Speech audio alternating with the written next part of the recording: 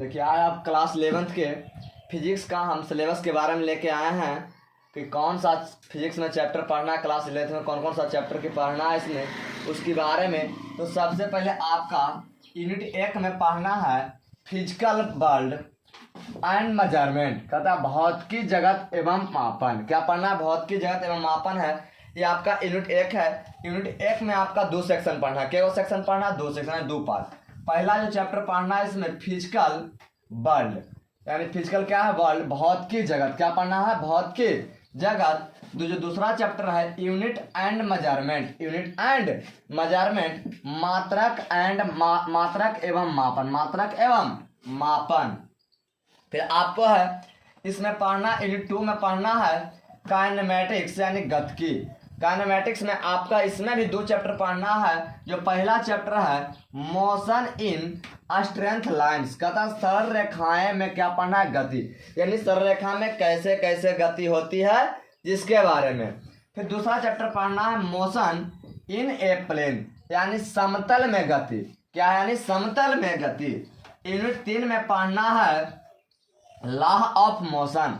क्या है? Law of motion, गति के नियम। तो इसमें आपका एक ही चैप्टर है, एक ही चैप्टर पढ़ना है लॉ ऑफ मोशन। क्या है? लॉ ऑफ मोशन, गति के नियम। यूनिट नंबर 4 में आपका पढ़ना है work energy and power. Work energy and power यानी कार्य, ऊर्जा और शक्ति के बारे में क्या करना है? पढ़ना है। यूनिट नंबर 4 में आपका एक ही चैप्टर है वर्क एनर्जी एंड पावर, कार्य, ऊर्जा और शक्ति। फिर उसके बाद पढ़ना 5वां यूनिट में आपका जो पढ़ना है यूनिट नंबर 5 में motion of system of particle and rigid body. कहता है कणों का निकाय। क्या इसका हिंदी था? कणों का निकाय तथा घूर्णी गति। क्या होता है? घूर्णी गति होता है। इसमें आपका चैप्टर एक ही पढ़ना है motion of system of particle and rigid body, यानी कणों का निकाय तथा घूर्णी गति। क्या पढ़ना है? घूर्णी गति। यूनिट नंबर 6 में पढ़ना है ग्रेविटेशनल यानी गुरुत्वाकर्षण। इसमें चैप्टर एक ही है आपका ग्रेविटेशन यानी गुरुत्वाकर्षण ही केवल पढ़ना है इसमें, यानी चैप्टर केवल पढ़ना है टोटल। और टोटल चैप्टर आपका जोड़ लीजिएगा। ऐसे यूनिट हम आपको 10 तक पढ़ाते हैं, 6 यूनिट होती है, हो गई है।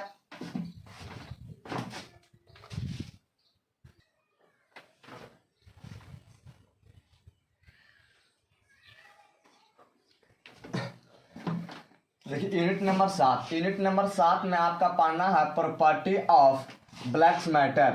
क्या है? पदार्थों के गुण या प्रॉपर्टीज ऑफ मैटर, इसको हम लोग बोल सकते हैं। इसमें आपका 3 चैप्टर पढ़ना है। क्या चैप्टर? 3। पहला चैप्टर है मैकेनिकल प्रॉपर्टीज ऑफ सॉलिड, यानी ठोसों का यांत्रिक गुण। क्या है? ठोसों का यांत्रिक गुण।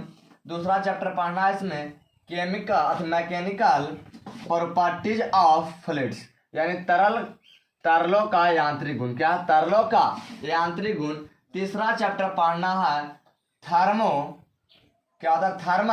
थर्मल प्रॉपर्टीज ऑफ मैटर, यानी द्रव का तापीय गुण। द्रव का तापीय गुण। यूनिट नंबर 8 में आपका पढ़ना है थर्मोडायनेमिक्स, यानी ऊष्मा का गतिकी। ऊष्मा गतिकी, यानी इसमें एक चैप्टर पढ़ना है थर्मोडायनेमिक्स यानी ऊष्मा गतिकी। केवल ऊष्मा गतिकी ही पढ़ना है यूनिट नंबर 8 में।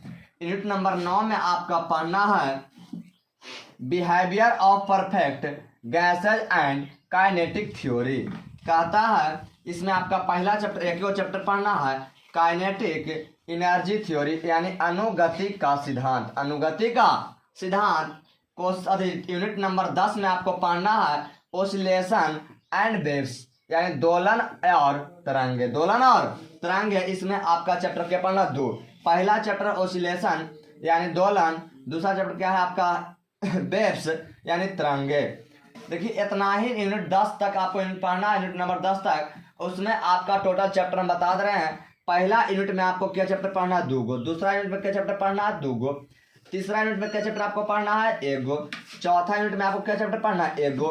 5वां यूनिट अगर पढ़ेगा तो उसमें कितने चैप्टर पढ़ने मिलेगा? 1 गो।